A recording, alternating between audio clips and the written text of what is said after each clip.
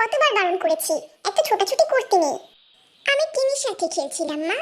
যদি হাত পা ফসকে মাটিতে পড়ে যেতে তখন কি হতো? পড়ে গেলে আবার উঠে তোমার কাছে বসতাম মা। মাটিতে পড়লে অনেক বিপদ কাটুন। কিসের বিপদ মা?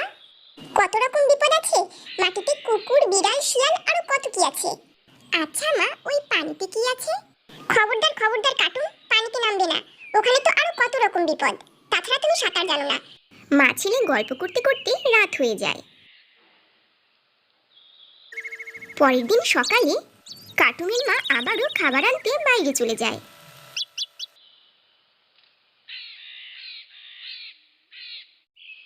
কার্টুন একা একা খুবই বিরক্ত হচ্ছিল আর ওর বন্ধু টিনি পাখির জন্য অপেক্ষা করছিল।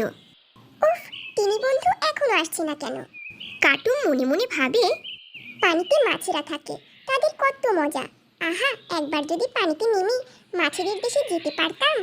ঝুলে পড়া গাছের ডালটিতে বসে কার্টুন দেখে পানিতে তার ছায়া পড়েছে। বাহ, পানিতে কি সুন্দর মুখ দেখা যায়, আমাকে দেখতে কত সুন্দর লাগছে। হঠাৎ পানি থেকে একটা মাছ মুখ তুলল আর কার্টুনকে বলল, ও কার্টুন, দূর থেকে মুখ দেখছো বুঝি? চলে এসো এখানে, আরো ভালো দেখতে পাবে। মাছের কথা শুনেই কার্টুন পানিতে লাফ দিল। বন্ধুরা, পরের পর্ব দেখতে চ্যানেলটি সাবস্ক্রাইব ও লাইক করে দিবেন আর ফেসবুক পেজ থেকে দেখে থাকলে ফলো করে দিবেন।